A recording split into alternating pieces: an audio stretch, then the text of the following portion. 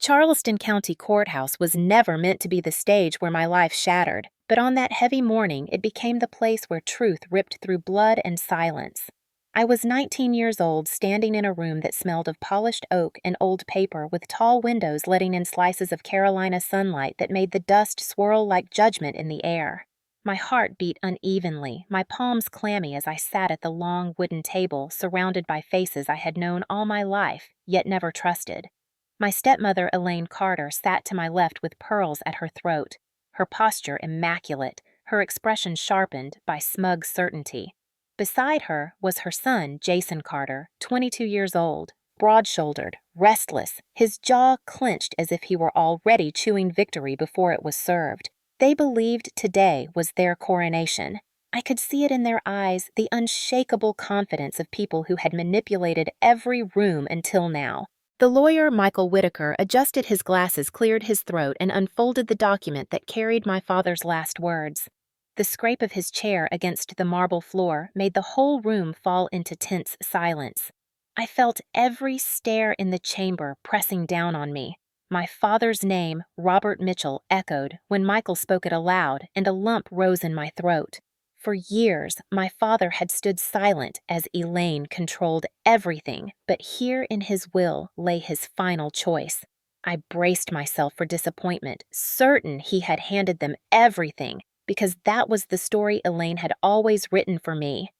Michael's voice was steady as he began going through small bequests items left to distant relatives, old antiques divided without drama. Then he paused, turned a page, and the entire room seemed to lean forward. His eyes scanned the words, then he said it clearly. The remaining estate of $6 million is to be transferred in full to my daughter, Anna Mitchell, with no trustees and no shared management. The air froze. 6 million. My name. The words struck me like thunder. For a moment, no one breathed. I sat still, my heart lurching against my ribs, my ears ringing with the shock of it. Then came the sound of Elaine's sharp intake of breath, so loud in the silence it felt like a blade drawn across the room. Jason's face twisted from smug certainty into naked fury. His chair screeched back against the floor as he rose too fast, his hand slamming down on the table with such force that papers jumped. His voice ripped through the chamber. "It's mine." His scream was raw, filled with rage and disbelief. Before anyone could move, he lunged across the table. I barely registered the blur before the impact cracked across my face. Pain exploded white hot. My nose snapped, blood flooding instantly down my lips and chin. The shock was so brutal that the room spun, gasps breaking like waves around me. I staggered back, clutching my face, warmth pouring between my fingers, the metallic taste filling my mouth. The courtroom erupted in chaos. The judge rose from her seat, her gavel striking her voice, drowned out by shouts. Officers surged forward, their boots thundering, but Jason's eyes were locked on me, wild, feral, unhinged. His hand reached again as if he would strike once more, but the bailiffs seized him, dragging him back, his voice still hoarse with the words he spat. "It's mine! It's mine! It's mine!" My blood stained the polished floor, dripping on papers that had only moments ago carried my father's final decree. Elaine did not scream in horror like an innocent woman might.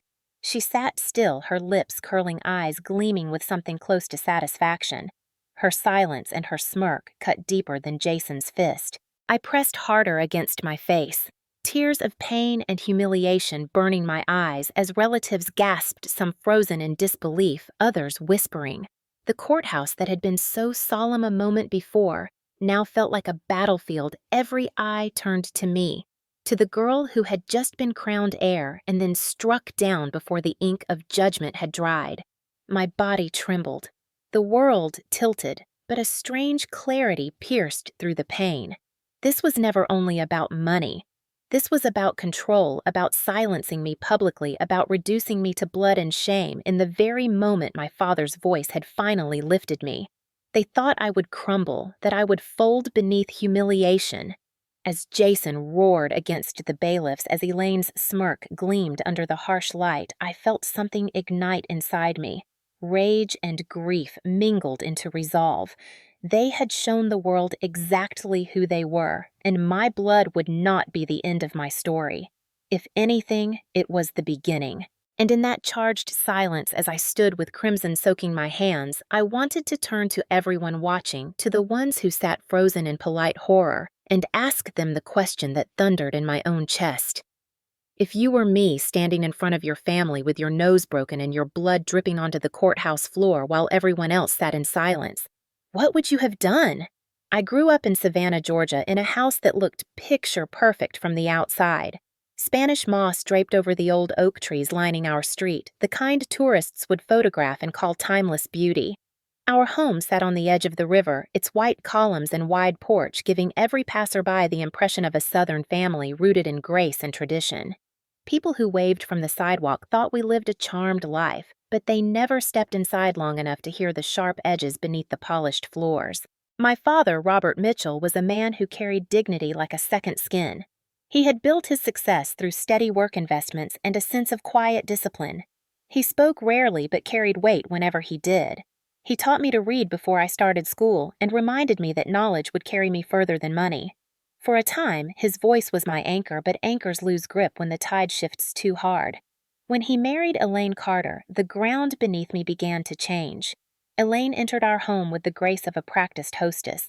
To the neighbors, she was elegant, polite, generous with compliments. In church, she dressed in pale colors, her pearls always gleaming, her voice carrying just the right amount of softness to inspire trust. People admired her, even envied my father for marrying a woman who seemed to embody Southern charm.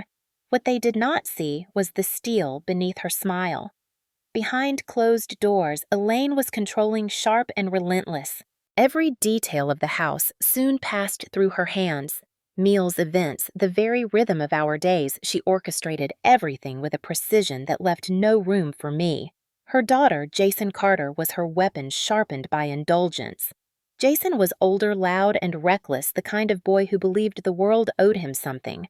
He strutted through the halls as if the house were built for him, even though it was my father's name carved into the deed.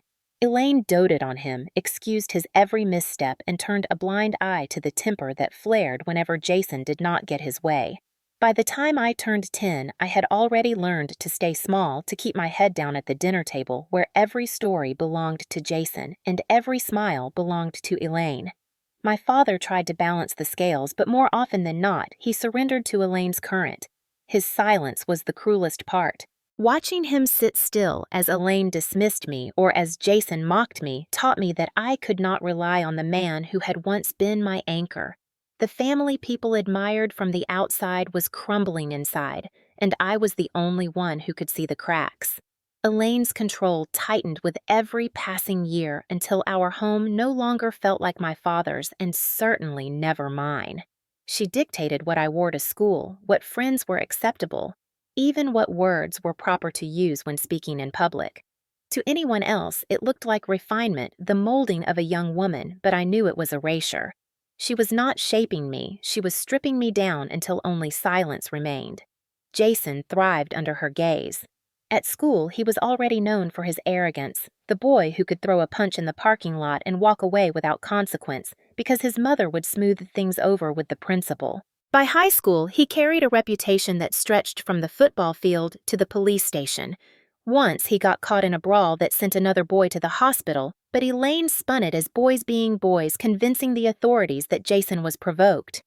My father stayed quiet, his shoulders sagging as though he no longer believed his voice mattered in his own household. Jason carried that protection like a crown. He sneered at me across the dinner table, took my seat without apology, and once hurled my backpack into the yard just to watch me scramble after it. When I cried, Elaine would glance at me with that cool gaze and say, "Anna is too sensitive, she exaggerates." Then she would turn to Jason and stroke his arm as if rewarding him for another small victory. It was a performance rehearsed so often it became second nature. To the outside world, we were still the Mitchell family of Savannah, respectable and successful. Inside those walls, I was the shadow they all pretended not to see. Even relatives bought into Elaine's charm. At Thanksgiving dinners, they praised her cooking, admired her pearls, and told my father how lucky he was. No one noticed the way Jason's smirk widened when I reached for food, or how Elaine's compliments never included me. At school, whispers followed me down hallways, many of them seeded by Jason's casual cruelty. He told classmates I was unstable, that I cried over nothing, that my own father barely acknowledged me.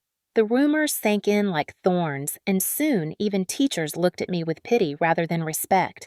By the time I was 16, I no longer questioned whether my family would protect me. The answer was clear. I was on my own in a house full of people. Elaine had perfected her image as the graceful Southern matron. Jason played the part of the golden sun, and my father clung to silence as if it were safer than truth. That silence wounded deeper than any insult Jason ever threw because it told me that the man who had once promised to be my anchor had chosen instead to drift wherever Elaine pulled him. That was the foundation of my world before the will was read. A home admired by many, but inside it a battlefield where I was never meant to survive. When I think back to my childhood in Savannah, the memories arrive like fragments of a dream. Sunlight glinting on the river cicadas humming in the thick evening air. The white porch of our house standing like a photograph on a postcard. Outsiders saw beauty and order, but I remember the sharpness hidden beneath the way laughter could turn to silence in a heartbeat, the way safety never lasted long enough to breathe. I was 9 the first time Jason shoved me down the back steps. It was a warm summer evening, the air heavy with the smell of honeysuckle, and I was carrying a book I had borrowed from the library. Jason came up behind me, his shadow stretching long in the fading light, and with one sudden push, my knees buckled, and I tumbled down the steps, the book flying into the grass. Pain bloomed across my shins, and when I looked up at him, his grin told me it was no accident. I limped back inside, clutching the torn book, tears stinging my eyes. Elaine was in the kitchen arranging flowers in a vase. Jason brushed past her, grabbing a cookie from the tray, and when I tried to tell her what happened, she didn't even glance at me. "Kids fight," she said smoothly. "Don't exaggerate." Jason smirked, crumbs clinging to his lips, while my father sat at the table with his newspaper folded neatly in his hands. He glanced up, his eyes flicking between me and Elaine, and then he lowered them again as though silence was easier than truth. That silence hollowed me. It was not the bruise on my leg or the scrape on my elbow that left the deepest scar. It was the knowledge that my pain would always be dismissed, that I could be bleeding, and no one in that house would call it what it was. Jason carried that knowledge like armor. With Elaine's words as his shield and my father's silence as his permission, he learned quickly that he could do anything to me without consequence. Once, when I was 10, he snatched my phone from my hands and hurled it against the wall so hard the screen cracked into a spider web of glass. I cried out, not just from the loss of something precious, but from the way he laughed, the way he turned my hurt into his entertainment. Elaine walked in, surveyed the broken pieces, and shook her head at me. "Anna, you really should be more careful." Jason leaned against the doorframe, his smirk widening. My father stood in the hallway, his mouth opening as if he might say something, but then he closed it, the moment slipping away like so many others. That night, I lay in bed staring at the cracked ceiling, clutching my broken phone to my chest, as though it still carried some part of me. The truth settled heavy on my chest. I was alone in a house full of people who had chosen to erase me. By the time I reached middle school, Jason's cruelty had become a steady drumbeat in my life, predictable, yet still jarring each time it struck. He knew exactly how to chip away at me in places no one else could see. At school, he made sure I was never more than the butt of a joke. If I answered a question too quickly in class, he would mimic my voice in a high-pitched whine until the other kids laughed. If I lingered too long in the hallway, he would shoulder into me just hard enough to send my books sprawling across the floor. His friends followed his lead, circling me like wolves who had already scented blood. I learned to gather my papers with trembling hands while laughter echoed down the corridor. At home, the pattern was worse because there were no teachers, no principals, no neighbors to intervene. Jason once shoved me against the stairwell so forcefully that my backpack split open and papers scattered like fallen leaves down the steps. He crouched low, his breath hot against my ear as he whispered, "You don't belong here. Everyone knows it." My stomach clenched at the sound of Elaine's heels clicking down the hallway. Relief flickered for a second, but it died the moment she arrived. Her eyes swept over the mess, then landed on me. "If you provoke Jason," she said coolly, "you have to expect consequences." Jason straightened his smirk, returning, and walked past her as if he were the king of the house. My father had been in the living room. I know he heard. His fork tapped against his plate, his jaw tightening, but he did not rise. He did not say a word. That silence crushed harder than Jason's shove, because it told me there was no rescue coming. Not now. Not ever. The nights were the worst. I would lie in bed listening to muffled laughter from Jason's room, the sound of video games music, his life unfolding in privilege.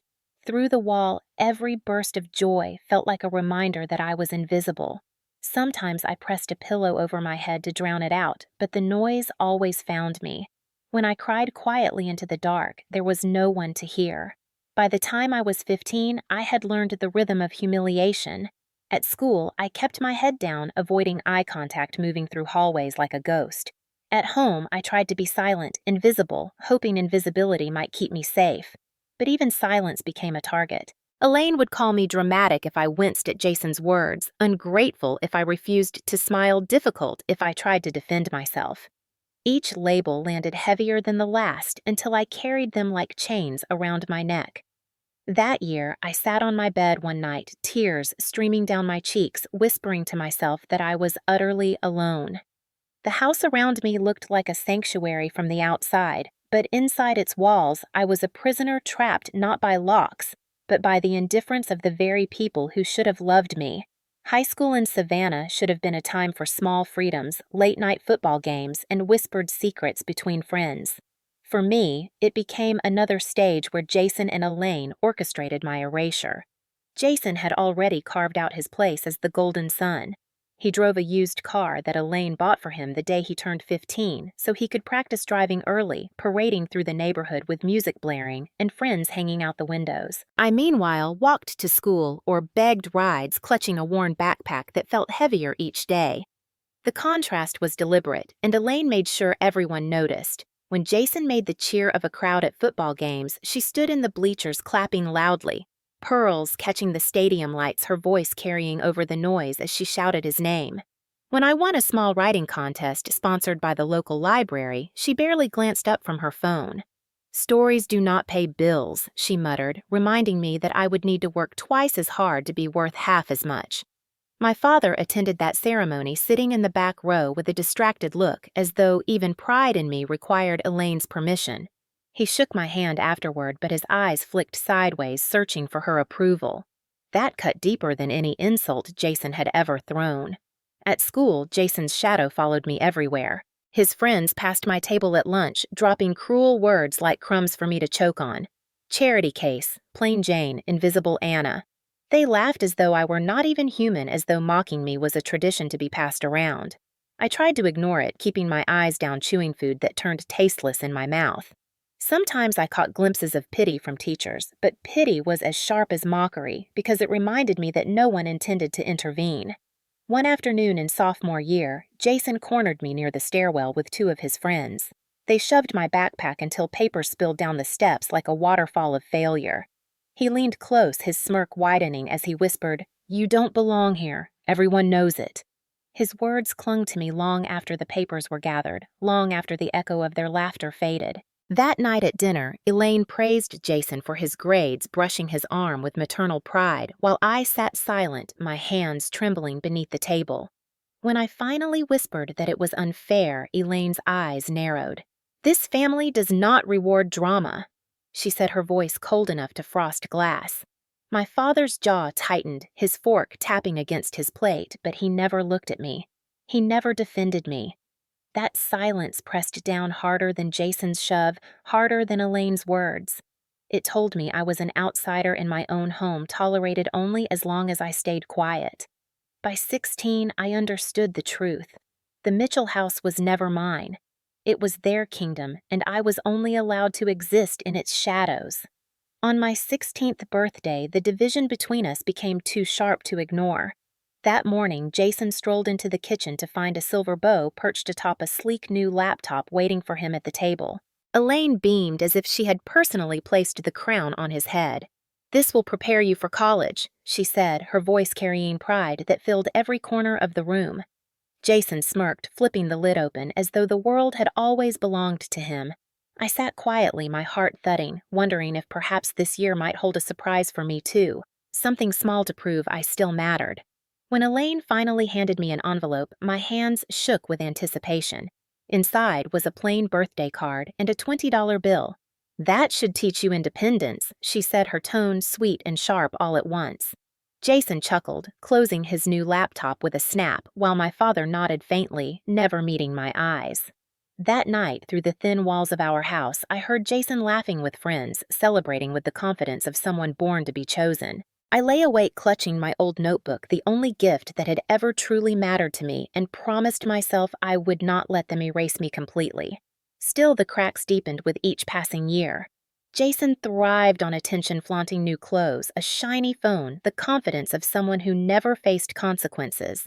I drifted further into invisibility, carrying textbooks heavier than my arms, while whispers trailed me in hallways. Sometimes classmates repeated rumors Jason had planted, suggesting I was unstable, or dramatic words Elaine had fed him like weapons. Each rumor found fertile ground in the silence of teachers and neighbors who believed in the polished image Elaine presented to the world. My father's absence hurt most in those years. He still lived under the same roof, but his presence had thinned like a shadow at dusk. He read the newspaper while Jason ridiculed me. He nodded along while Elaine dismissed my small victories, and when Jason shoved me hard enough to leave bruises, he sighed and told me to be careful. That sigh became the soundtrack of my adolescence, a reminder that silence could wound deeper than fists. By the time I reached 17, I no longer searched for safety in their approval. I began writing in my notebook every night, pouring the words no one else would hear. Those pages became my refuge, my only proof that I still existed. I carried them everywhere folded and worn my secret resistance in a house determined to erase me. When I looked back at the white columns of our Savannah home, I realized the truth that had taken years to form. The house was not a sanctuary. It was a cage draped in Spanish moss, a place where appearances mattered more than humanity, and where I had been cast as the problem so that Elaine and Jason could shine. I was a ghost in my own family, but ghosts I decided could still linger waiting for the moment to rise. My 18th birthday should have marked the threshold into adulthood, with hope, maybe even celebration, but in our house, it became the moment I was erased. That morning, I lingered by the kitchen doorway, clutching the strap of my worn backpack, waiting for my father to at least offer a smile. I told myself that even if Elaine ignored me and Jason mocked me, my father might remember. He sat at the table, newspaper-folded eyes, scanning lines that seemed more important than his daughter standing in silence. Elaine moved about the kitchen with her usual precision, her heels clicking against the tile like a metronome. Jason leaned back in his chair, twirling his car keys, smirking as though he already knew what was coming. When Elaine finally spoke, her voice carried a crispness that sliced through the room. "Anna, it is time you learned responsibility." I frowned, uncertain, my heart pounding with unease. She gestured for my father. "Robert, give it to her." My father's hands trembled as he slid an envelope across the table. I stared at it, confusion rising. This was not a gift, not a token of love. The weight in my chest told me it was something colder. With shaking fingers, I opened it and unfolded the single sheet inside. The words were written in Elaine's perfect script. "You are on your own now." My breath caught my vision blurring. I looked up at her, searching for some trace of kindness, but her smile was thin and sharp. Jason clapped slowly, a mocking applause that echoed in my ears. "Happy birthday, little sister," he sneered. My father cleared his throat, eyes fixed on the table. "We have provided for you long enough. It is time you make your own way." The air left my lungs as though I had been struck. My backpack by the door felt suddenly heavier, my entire life reduced to a few changes of clothes and a battered notebook. Elaine's expression never wavered, polished and satisfied, as though she had finally completed a performance she had rehearsed for years. Jason's laughter filled the space between us, his voice triumphant. And my father, the man who had once taught me to read and told me a sharp mind would carry me far, sat silent, too weary or too weak to defend me. That silence cut deeper than the words on the page. It told me I had no place left in the home I once believed was mine. I stood frozen in the kitchen, clutching that sheet of paper until it crumpled in my fist. My ears rang with Jason's laughter, every sound slicing into me like glass. Elaine watched me closely, pearls glinting under the light, her head tilted as if she were curious how long it would take me to break. She wanted the humiliation to sink in, wanted to savor it the way she savored every small victory over me. My father's silence weighed heavier than her smile. He pushed his chair back and rose slowly, but instead of meeting my eyes, he brushed past me and left the room. His retreat was an answer clearer than words. I realized then that there was no defense coming, no sudden act of protection to prove I still mattered. They had chosen this moment, my 18th birthday, to sever me cleanly from their lives. Jason leaned forward, elbows on the table, grinning wide. "Where will you go now, Anna?" "Back to the library to write your little stories." His words carried a venom meant to stain, but I refused to give him the satisfaction of a reply. My chest ached with fury and grief, but my voice refused to rise. I bent down, lifted my backpack from the floor, and slung it over my shoulder. The weight of it nearly toppled me, though it held so little. Elaine's eyes followed my every movement, her lips curling. "One day you will thank us for this," she said smoothly. "You will see we were right." I bit back the sob clawing at my throat and stepped out into the humid savannah evening. The air clung to me like a second skin as I walked down the porch steps, each footfall echoing with finality. Behind me, Jason clapped again, slow and theatrical, his voice chasing me. "Good luck, little sister. Do not trip on the way out." I did not turn back. I could not. My hands trembled so violently that the straps of my backpack dug into my shoulders like shackles. I made it down the block before the first tears spilled hot and relentless, blurring the streetlights. The house that had once been my cage now stood behind me like a monument to betrayal. Spanish moss swayed in the night breeze, shadows stretching across the sidewalk as if even the trees bore witness to my exile. For the first time, I was truly alone. Rain began to fall as I walked along the Savannah riverfront, each drop sliding down my face and mixing with the tears I could no longer hold back. The lights from the historic district shimmered across the wet pavement, distorted like my reflection in a broken mirror. I had no destination, no plan beyond the next breath. My backpack clung damp to my shoulders, the pages of my notebook inside swelling with moisture, the ink of my secret words bleeding just as I was bleeding inside. I found myself drawn to the edge of the river, the water black and restless, the current tugging at shadows beneath the surface. I sat on a bench, pulling my knees to my chest, shivering despite the warm Georgia air. The sound of laughter drifted from a nearby restaurant, families gathered in warmth and safety. A contrast so sharp it nearly gutted me. I pressed the crumpled note tighter in my hand, the words burned into my skin. "You are on your own now." Elaine's script mocked me each curve of her handwriting, a reminder that this was not a misunderstanding, not a heat-of-the-moment cruelty. It was planned. It was deliberate. Jason's mocking applause still rang in my ears, and my father's retreat haunted me most of all. His silence was not just weakness, it was consent. Hours passed as I sat there, rain soaking through my clothes until exhaustion pressed me to move. I dragged myself to the parking lot where my old Ford Taurus waited, its paint chipped its engine, unreliable, but now it was all I had. I slid into the back seat, clutching my damp backpack, and pulled a thin blanket over myself. The windows fogged with my breath, the world outside a blur of rain and neon. My stomach ached with hunger, but the hollow inside me was larger than food could fill. It was the hollow of being unwanted. As the night deepened, I whispered into the darkness, my voice so small it barely felt real. "They cannot erase me." The words trembled, but they were the only thing I had left to hold. Sleep came in fragments, broken by the sound of thunder and the memory of Elaine's satisfied smile. I had been cast out of the only home I had ever known, but as I lay in that cramped back seat listening to the rain, I swore I would endure. Somehow I would endure. Life after leaving the house became a blur of exhaustion and small humiliations. I clung to my old Ford Taurus as if it were a lifeboat sleeping in its back seat with a thin blanket pulled to my chin. Every morning I woke with stiffness in my bones, the windows fogged from my breath, and the gnawing awareness that no one was waiting for me anywhere. I scraped together my last crumpled bills to buy gas, then walked into a diner on the Savannah riverfront to ask for work. The manager, a weary man named Carl, looked me over with suspicion at first, an 18-year-old girl with no experience, damp hair, and eyes still swollen from crying, but finally handed me an apron. It was minimum wage, long shifts, endless trays heavy with fried shrimp and coffee pots, but it kept me alive.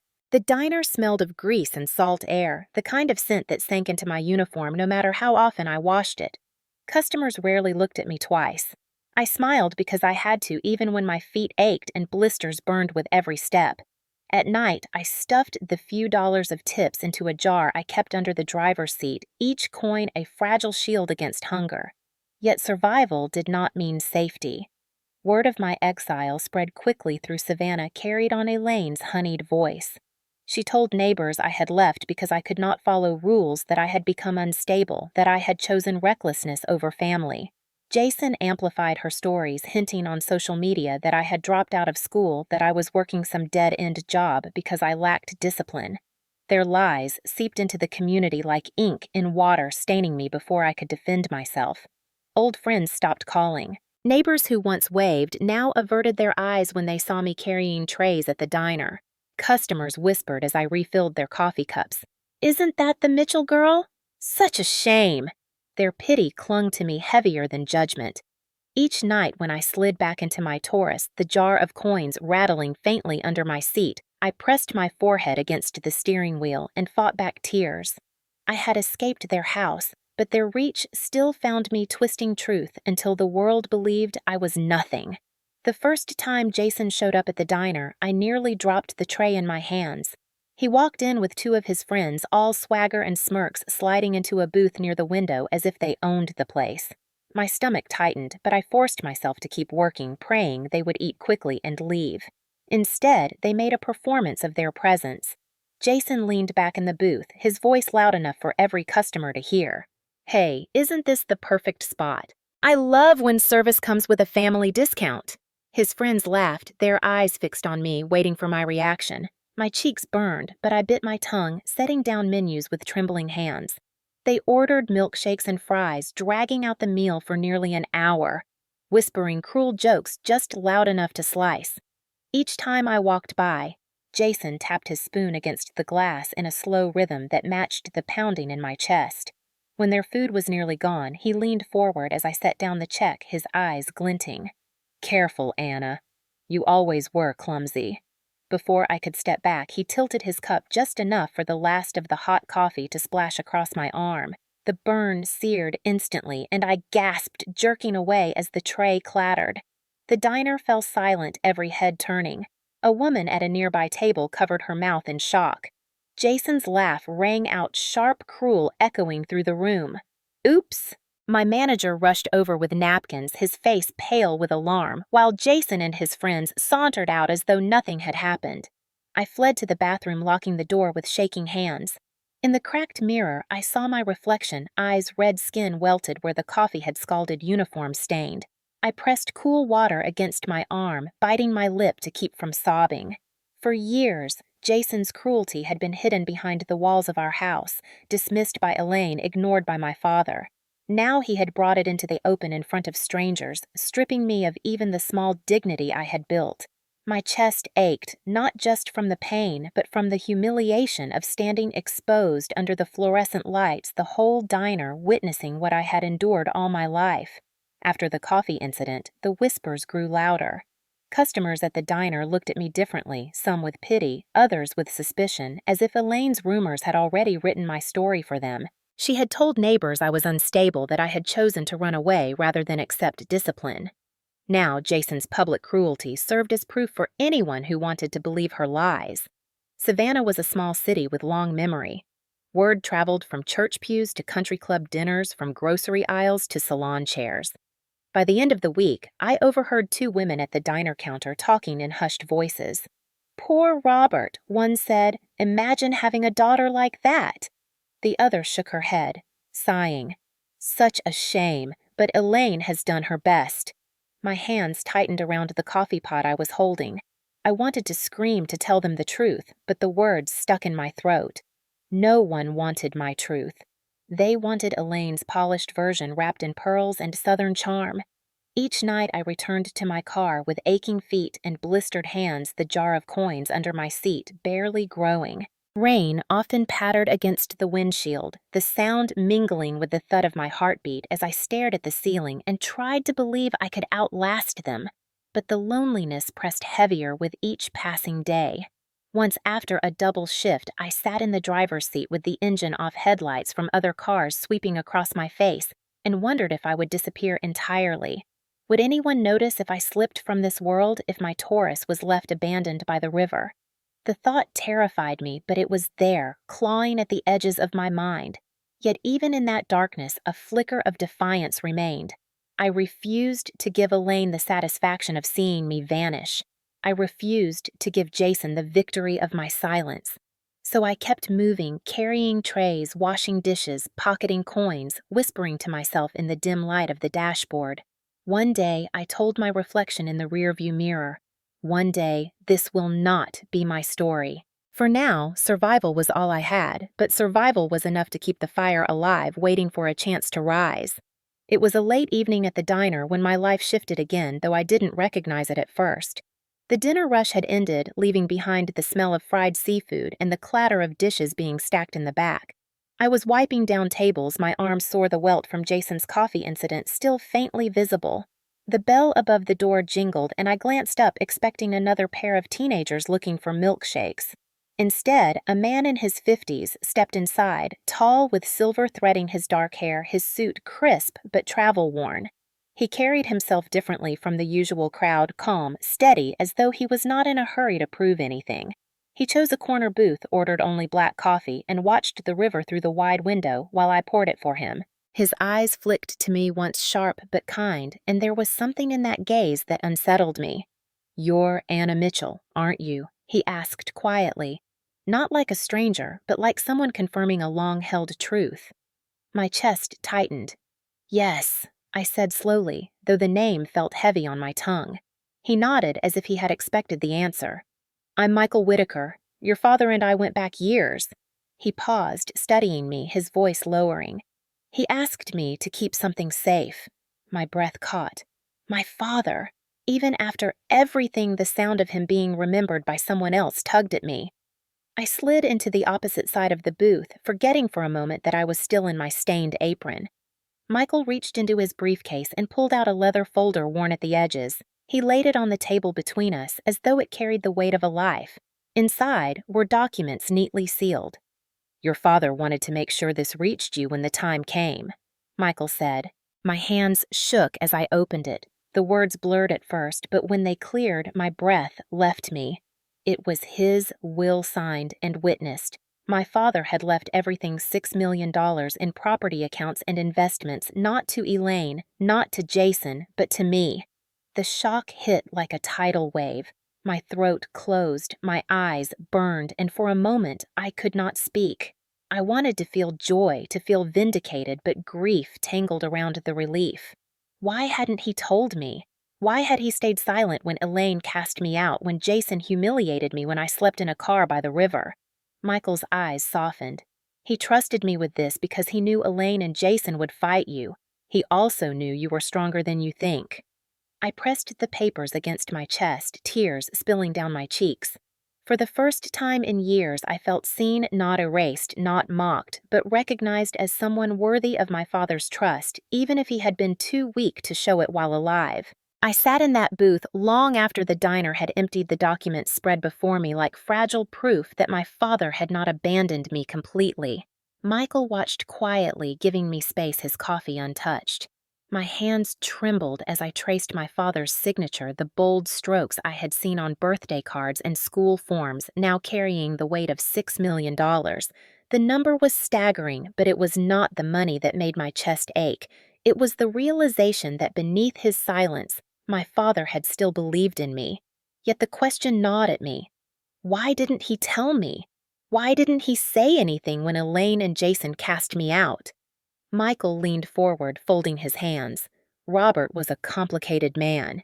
He knew Elaine's temper and he feared conflict more than he should have. But make no mistake, Anna, he loved you. This was his way of making sure you had the future he was too weak to fight for while he lived. His words softened the jagged edge of my grief, though they could not erase it. I blinked hard, swallowing the lump in my throat. What am I supposed to do with this? Elaine and Jason will never accept it. Michael's expression turned firm. They will fight and they will lie. Jason will rage and Elaine will manipulate. But you have the truth, and you have me. His voice carried no hesitation, no weakness. For the first time, I felt like someone was in my corner, not because they had to be, but because they chose to be. That night, under the neon glow of the diner sign, Michael slid into the booth beside me and explained the process. The estate hearing would be scheduled in Charleston. Elaine would almost certainly hire an expensive attorney, and Jason's temper would make him dangerous. I would need courage, patience, and absolute resolve.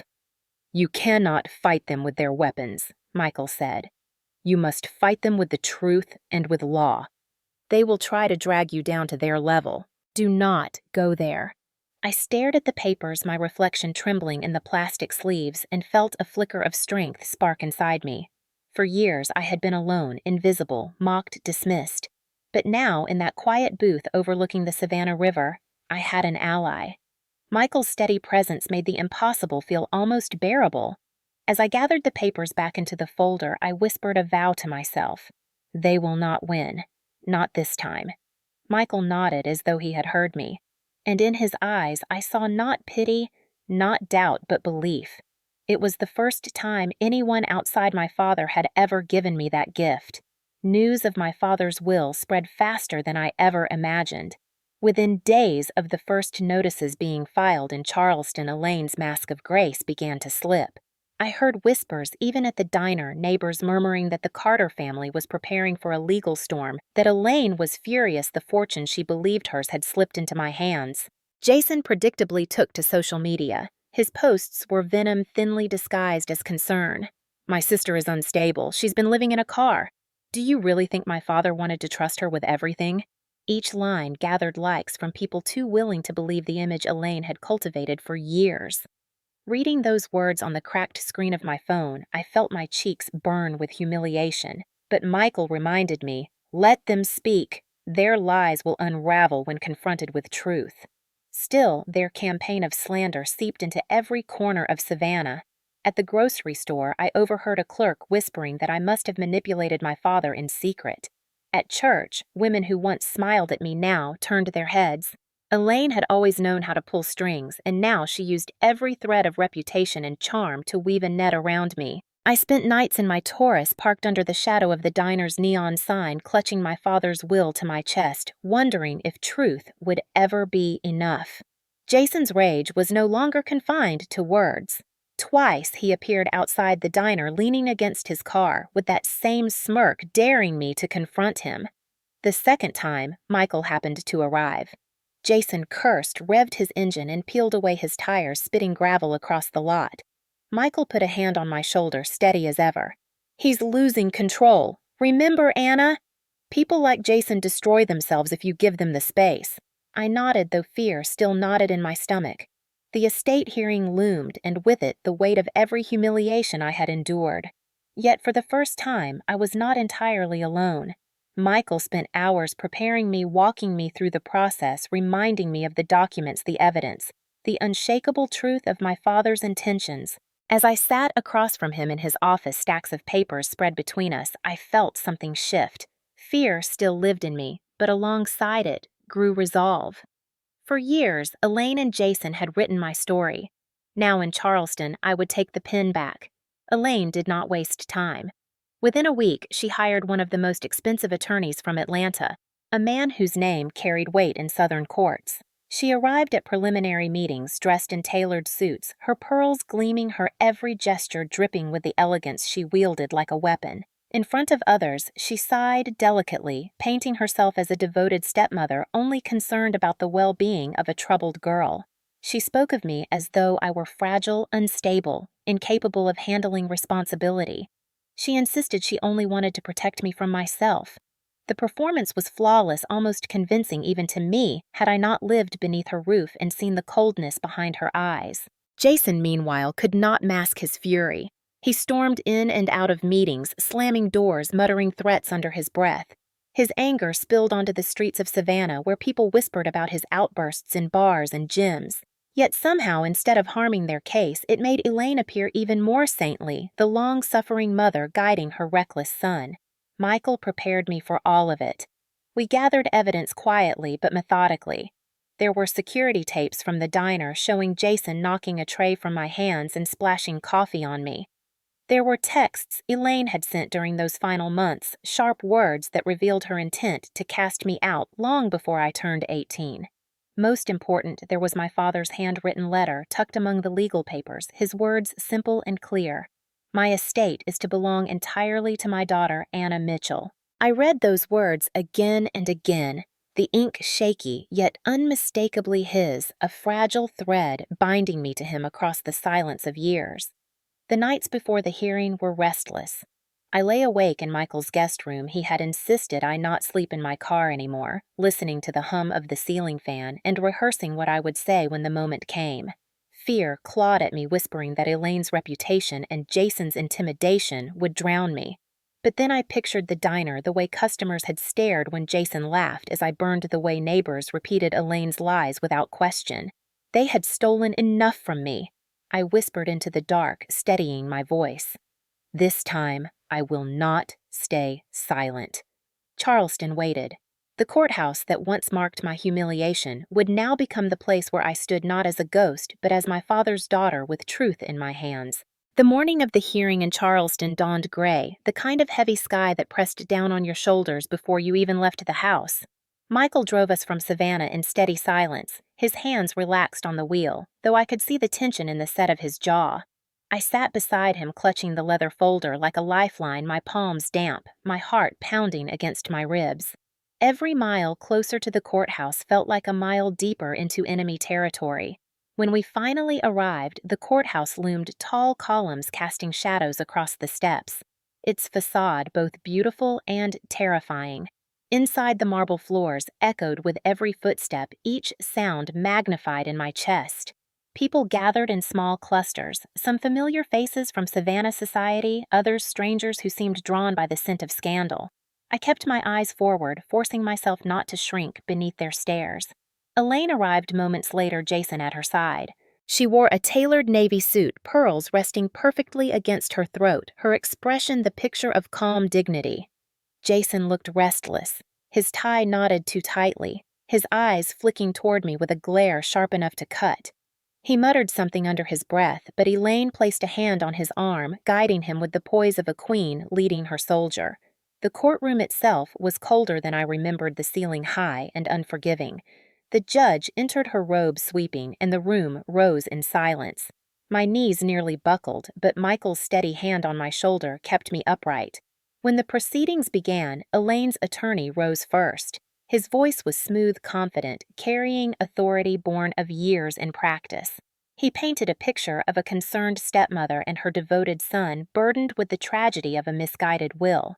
He described me as fragile, unstable, and vulnerable, unfit to manage an estate of such size. He spoke of my recent struggles, my job at the diner, even hinted at rumors Elaine herself had spread.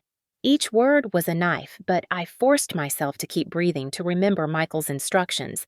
Let them show their performance first, then reveal the truth.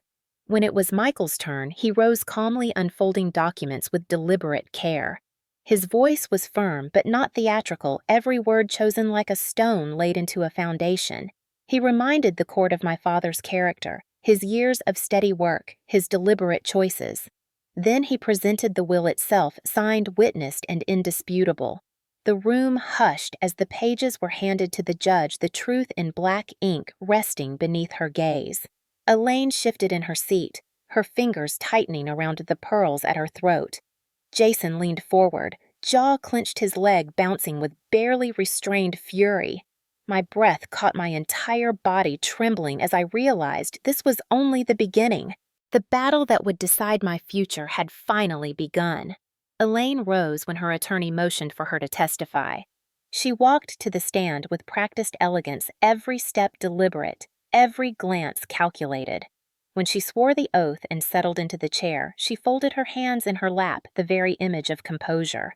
Her voice softened as she began trembling just enough to seem sincere. "I only ever wanted what was best for Anna," she told the court, her eyes glistening as though tears might fall. She spoke of late nights where she claimed she worried for me, of supposed outbursts. She said she had endured in silence of sacrifices she insisted she made to keep the household together. She painted me as fragile, unpredictable, and in need of guidance, her tone dripping with maternal concern. I sat frozen, my hands clenched so tightly, my nails dug crescents into my palms. It was a performance so flawless that even some in the gallery nodded sympathetically. Jason smirked, leaning back in his chair, confident in his mother's ability to twist truth into something unrecognizable. Michael leaned toward me, his voice low. "Wait. Let her dig her own grave." I forced myself to breathe, though my chest burned with fury. Elaine's story was unraveling piece by piece, even as it sounded convincing, because Michael had prepared for this moment. When her attorney finished, Michael rose smoothly. "Mrs. Carter," he began, respectful yet firm, "you've spoken of Anna's supposed instability. Can you explain then these messages sent from your phone on the night of her 18th birthday?" He held up enlarged copies of text messages. My eyes widened as I recognized them. Elaine's words, cold and sharp. "It is done. She is out. Finally rid of her." A murmur rippled through the courtroom. Elaine's composure faltered for the briefest second, her smile tightening. She stammered, claiming the words were taken out of context, but Michael pressed gently, never raising his voice. "Context in which you celebrated expelling a young girl from her home." Her pearl-clad hands trembled slightly as she adjusted her posture. The judge's eyes narrowed, noting every twitch, every hesitation. Jason's smirk faded, replaced by a twitch of unease. I felt a spark of something I hadn't felt in years, a flicker of hope. For once, Elaine's mask was cracking under the weight of her own lies. The courtroom watched closely now, less convinced by her polished performance, more aware of the shadows she tried so carefully to hide. Jason was called to the stand next, and unlike Elaine, he made no effort to soften his edges. He slouched into the chair, glaring at me across the room, as though the trial itself were an insult. Sworn in, he spoke with a careless bravado that carried just enough charm to convince those who wanted to believe him. My father never intended for her to manage anything, he declared, his voice loud, as if volume could replace evidence. He said I was the one who understood responsibility, the one who deserved to carry the Mitchell name forward. His words made bile rise in my throat. Responsibility. The same boy who had shoved me downstairs and laughed as I cried now cloaked himself in the title of heir. Michael allowed him to ramble, his calm expression never changing. Then he stepped forward with quiet precision. "Mr. Carter, can you explain this?" He handed the bailiff a flash drive. Within minutes, a screen lit up projecting grainy footage from the diner. Gasps filled the room as Jason appeared on screen, leaning over my table with that familiar smirk, tilting the cup of coffee deliberately onto my arm. The recording captured my wince of pain, the tray crashing, his laughter ringing out as customers turned in shock. Jason's jaw tightened. "That's not what it looks like," he barked, but the room erupted with murmurs. Michael pressed further, producing written complaints from customers who had witnessed the incident, their statements describing Jason's deliberate cruelty. Jason's bravado cracked. His words stumbled, his face flushed red. His hands clenched the armrests of the chair. The judge's gaze hardened. "Mr. Carter." "This is serious," she warned. But Jason was unraveling. He pointed across the room at me, his voice shaking with rage. "She provokes me. She always has. She deserves nothing." His mask slipped completely, exposing the fury beneath. Elaine shifted uncomfortably in her seat, her fingers twisting her pearls, but she could not stop him. His anger was laid bare for all to see. The courtroom no longer saw a responsible heir. They saw a violent young man, reckless and entitled. For the first time, the balance shifted palpably. I felt the weight on my chest ease, my breath deepening. The truth was no longer just my word against theirs. It was visible, undeniable, projected on the wall for everyone to witness. Jason glared at me, his eyes burning with hatred, but beneath it I saw something else: fear. The same fear he had once forced into me was now his own, and for the first time I did not shrink beneath his stare. The courtroom was silent when the judge called me to the stand. My legs trembled as I rose each step forward, heavy with the weight of years of silence and humiliation. I swore the oath, my voice barely above a whisper, and took my seat. The eyes of Savannah society bored into me. Neighbors, old classmates, people who had accepted Elaine's lies. For a moment, fear threatened to crush me. Then I remembered the sting of hot coffee on my skin. Jason's shove down the stairs, the note on my 18th birthday telling me I was on my own. I lifted my chin and began. Jason stabbed me with his fists in this very courthouse. Elaine stood silent when he poured scalding coffee on me. For years, they humiliated me, slandered me, and tried to erase me. My father may not have spoken loudly in life, but his words are here in his handwriting. He chose me. He trusted me. My voice cracked, but I pressed on steady now. All I ask is that his wishes be honored. Michael handed me a folder. Inside was the final piece, my father's journal. I opened to the marked page, reading aloud, my hands shaking. If they ever try to take this from Anna, it will only prove why I chose her. She has endured cruelty and risen above it. She is stronger than they will ever understand. The words echoed through the chamber, more powerful than any argument. Elaine's face drained of color. Jason slammed his fists on the table, muttering curses until the bailiff leaned closer in warning. Judge Harrington sat back, pen poised, the silence thick with anticipation. She turned to the defendants. Miss Inez.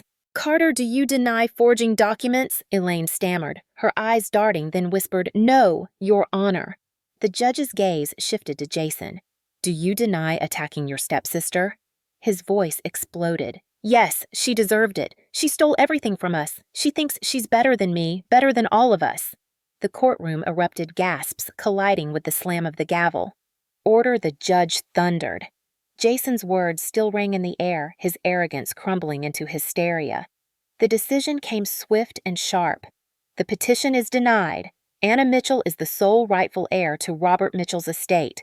Furthermore, this court refers Jason Carter to the district attorney for assault and considers sanctions against Elaine Carter for attempted fraud. The gavel struck, the sound reverberating like thunder. Relief flooded me so hard I almost collapsed. For years they had tried to bury me in shame and lies, and now the truth stood in the open for all to see. As Jason was led away in cuffs, his face twisted in fury. Elaine slumped in her chair, her pearls askew, her mask shattered. I stepped down from the stand, blood still dried beneath my nose, but for once I did not feel broken. I felt unshakable. The same courtroom where Jason tried to destroy me had become the place where I rose. The sound of the gavel still rang in my ears as the bailiffs pulled Jason to his feet. His face twisted with rage, but the iron cuffs clinking around his wrists left no room for his usual swagger.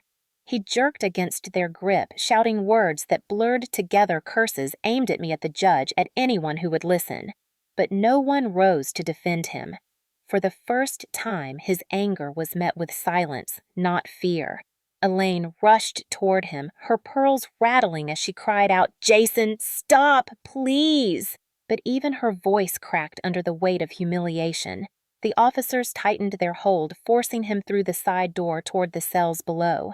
His footsteps pounded against the tile, each echo fading until the room seemed to exhale all at once.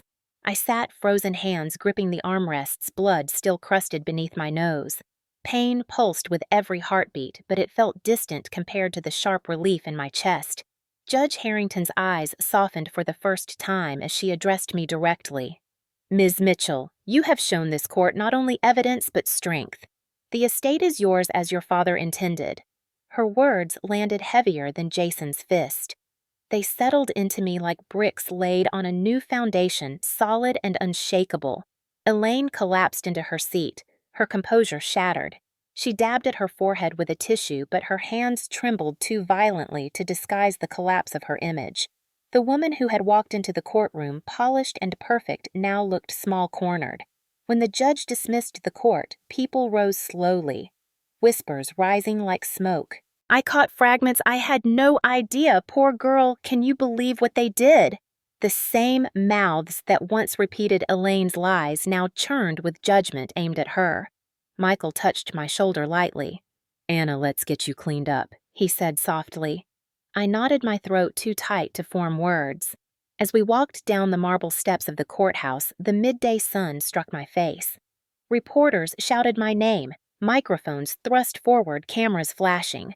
For a moment, I faltered the weight of attention crushing. Then I lifted my chin. I did not need to answer. The blood on my face and the ruling in my favor spoke louder than any statement I could give. Outside the courthouse, the air carried a strange mixture of chaos and clarity. Reporters swarmed, their voices overlapping as they hurled questions about Jason, about Elaine, about the fortune now in my name. Flashes exploded each burst of light, freezing the blood streaks on my face into permanent images. For a brief second, shame flickered. I wanted to wipe it away to hide. But then I realized those stains were not weakness. They were proof. Proof of what I had endured and what I had survived. So I kept walking head high, letting the cameras capture the story that could no longer be twisted. Behind me, Elaine stumbled down the steps, her pearl necklace broken one strand, dangling awkwardly against her dress. Her lawyer hovered, whispering frantically, but no amount of polished words could cover the cracks. The crowd parted from her as though disgrace itself carried a stench. She looked around desperately for sympathy, for someone to reassure her that her standing remained intact. But the faces she had once charmed with her practiced smile now avoided her gaze. In that moment, I understood that her punishment had already begun. Jason's shouts still echoed faintly from inside, muffled by thick courthouse walls. Reporters murmured about charges about assault, about how the Mitchell name would now be remembered not for legacy but for scandal. I thought about my father, his silence, his doubts, his final words written in shaky pen strokes. He had seen enough to entrust me even when he could not protect me. That knowledge steadied my breath. Michael guided me through the crowd, his presence firm and calm, shielding me when questions pressed too close. "Anna, remember," he murmured, "this is not the end. They will not stop easily." His words were both warning and reassurance. I knew he was right. The ruling was only the beginning of a longer battle against gossip, against the shadows Elaine would continue to cast. Yet as I stepped into the waiting car, I allowed myself a moment of victory. Through the window, I looked back at the courthouse. The columns rose tall, the marble gleaming, the steps now littered with whispers and disgrace. For years, I had felt invisible, silenced by cruelty and doubt. But today, with blood on my face and the truth in my hands, I had become undeniable. In the weeks after the verdict, Savannah's historic district hummed with a different kind of gossip. Once Elaine's name had been spoken with admiration at luncheons, garden parties, and church socials. She had been the picture of Southern respectability, her pearls gleaming as she dispensed advice on etiquette and charity. Now whispers trailed her like smoke. Fraud, forgery, humiliation. The same women who had once leaned in to hear her opinions now lowered their voices when she entered a room. Smiles that once greeted her with warmth turned brittle, then vanished altogether. She had been untouchable, and now she was toxic. Elaine tried to cling to her old rituals. She attended church the Sunday after the ruling, her hat perched just so her lipstick painted carefully. But when she slid into her usual pew, the space around her seemed to grow. People shifted away, their hymnals raised like shields. When she reached for a handshake during the final blessing, hands pulled back politely but firmly. She left the church alone, her heels clicking against the stone walkway, the sound hollow against the silence that followed her. At the country club, her downfall was sharper. Once the hostess of charity dinners and fundraisers, she arrived one evening to find her name missing from the guest list. The manager, red-faced and apologetic, explained that her membership had been reconsidered. She pressed her voice trembling with indignation, but the door was closed. Standing in the parking lot surrounded by cars that once carried her friends, she realized she had no stage left. Jason's collapse was more brutal and public. The local paper splashed his mugshot across the front page, Stepbrother charged in courthouse assault. College friends who had once praised his bravado now distanced themselves. Employers who might have overlooked his temper refused to return calls. Even the small group of men who once admired his recklessness as charm began to see him as dangerous. He walked through town with his head low, his fists shoved into his pockets, but the whispers followed. That's the boy who broke his sister's nose. That's the one who lost everything. At home, the Carter house dimmed. The shutters sagged, the lawn grew wild, and the driveway, once filled with polished cars, now sat empty. Neighbors noticed. They exchanged knowing looks over hedges, shaking their heads at the family that had fallen from grace. Elaine and Jason had once thrived on attention. Now every glance cut like glass, and there was no applause to drown it out. Elaine tried to rebuild her image, but every effort backfired. She volunteered at charity events only to be politely turned away. The directors whispered that her presence would distract from the cause. She attempted to host gatherings at her home, but invitations were quietly ignored. The women who once vied for a seat at her table now found excuses to stay away. Her voice, once sharp and commanding, grew brittle. She called old friends late into the night demanding loyalty, but the line would go quiet after forced assurances. The truth was simple. Savannah society had moved on, and she was an outcast. Jason's world narrowed further. Court hearings loomed over him, each one drawing reporters eager to document his spiral. The footage of him shouting, "It's mine," before breaking my nose spread beyond Savannah, circulating online until strangers recognized his face. He could not escape the reputation of a violent man who lost control in front of a judge. Former teammates avoided him, employers turned him away, and even old drinking buddies drifted off. With charges pending, his passport confiscated and his record stained, his future shrank to nothing more than probation reports and whispered mockery. Inside the once proud Mitchell Carter home, the atmosphere soured. Curtains stayed drawn, dust settled on furniture, and arguments echoed through the walls. Elaine blamed Jason for losing his temper, while Jason hurled accusations at her for pushing him into schemes he could never sustain. Their alliance, once bound by greed, fractured under the weight of failure. Neighbors heard shouting late at night, saw lights flicker in empty rooms, and pitied the collapse of the family they had once envied. I heard pieces of their downfall through the grapevine. At the diner, customers repeated stories of Elaine being asked to leave church luncheons or Jason storming out of interviews. Each tale confirmed what I already sensed: they were trapped in the very shame they had once wished upon me. The same stage they used to humiliate me had become the place of their unraveling. But their punishment was not dramatic or quick. It was slow, public, and inescapable. Elaine's reputation crumbled day by day, each whisper tightening the noose of social exile. Jason's bravado dissolved with every headline, each court date carving deeper into his future. They had thrived on appearances, and when those appearances cracked, nothing remained to shield them. Savannah society had a long memory, but not a forgiving one. By the end of that year, Elaine and Jason were not just disgraced, they were forgotten. And that, I realized, was the cruelest downfall of all. After the courthouse battle and the storm of headlines, I finally began to build a life that was mine alone. With Michael's guidance, I took control of the estate carefully, not as a sudden windfall to flaunt, but as a foundation for stability. The first step was leaving Savannah. That city was soaked with memories of bruises, whispers, and betrayals. Every corner, every cobblestone street carried the echo of Elaine's laughter or Jason's shove. I needed air that was not poisoned by their shadows. I found a modest home in Mount Pleasant, just across the bridge from Charleston. It was not grand, but it was mine. The house stood near the water, its porch facing the salty breeze, its wooden floorboards creaking softly as though they were welcoming me. When I turned the key for the first time, a weight lifted. No one could throw me out. No one could slip notes under my door telling me I was on my own. This was a place where silence did not mean fear, it meant peace. The first morning I woke there, the sun spilled across the water, the sound of gulls rising with the tide. I stood barefoot on the porch, the wood cool against my skin, and breathed deeply. For the first time since childhood, I felt free. I spent days filling the house with things chosen only by me. A second-hand bookshelf, a quilt from a Charleston market, a small desk where I began to write again. Piece by piece, I built a home that reflected not survival, but living.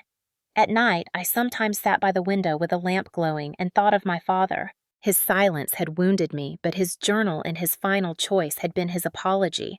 He had believed in me even when he did not say it aloud. That belief became the soil from which I grew. When fear threatened to creep back in, I read his words again. She has proven stronger than they will ever understand. It was not just the money that gave me strength. It was the knowledge that cruelty had not destroyed me. I had endured, and then I had risen. Elaine and Jason had tried to define me as weak, unstable, unworthy. But I was here building a life with steady hands, proving them wrong with every breath I took. Life in Mount Pleasant taught me something I had never known before: quiet joy. I learned the rhythm of my new home, the creak of the porch swing at dusk, the smell of salt air drifting in with the tide, the distant hum of boats returning to the harbor. Each detail felt like proof that I had stepped into a chapter written by me, not dictated by Elaine's sharp tongue or Jason's fists. I began attending local markets, meeting neighbors who did not carry the weight of my family's history. They saw me simply as Anna, the young woman who had moved into the cottage by the water. That simplicity was a gift, but freedom was not the same as forgetting. Some nights I woke sweating, Jason's voice still echoing, Elaine's laughter sneering in the dark. The scars did not vanish with the turn of a key. Yet, instead of letting those memories choke me, I began to shape them into reminders of what I had survived. Pain was no longer a chain. It became a testament. Each time fear whispered, I looked around my home and answered it with truth. They did not break me. The community in Savannah eventually shifted too. Whispers traveled quickly, and soon the same mouths that once repeated Elaine's lies spoke of her disgrace. Women at luncheons shared stories of how she was left off committees, how no one invited her to charity galas. Jason's name surfaced only in pity or anger, his fall from arrogance to criminal record becoming a cautionary tale. I never gloated. I did not need to. Their downfall had unfolded in plain sight without me lifting a hand. Instead, I focused on the future. I enrolled in classes at the College of Charleston, determined to build something beyond survival. At night, I wrote in journals, pouring out the story of years spent in shadows and the battle to step into light. Writing was no longer escape, it was reclamation. Each page reminded me that I was no longer voiceless. On quiet evenings, I sat on my porch, the ocean breeze lifting my hair, and thought of others like me. Those who carried scars hidden behind polite smiles, those who believed silence was their only option. To them, I wanted to say silence protects no one but the cruel. Truth, even when painful, strips them of power. I had lived that truth, and I would keep living it. My revenge was never in fists or blood. It was in the gavel's strike, in Elaine's isolation, in Jason's handcuffs, in the steady rhythm of my own breath in a home I owned. It was in freedom, the one thing they could never take back once I claimed it.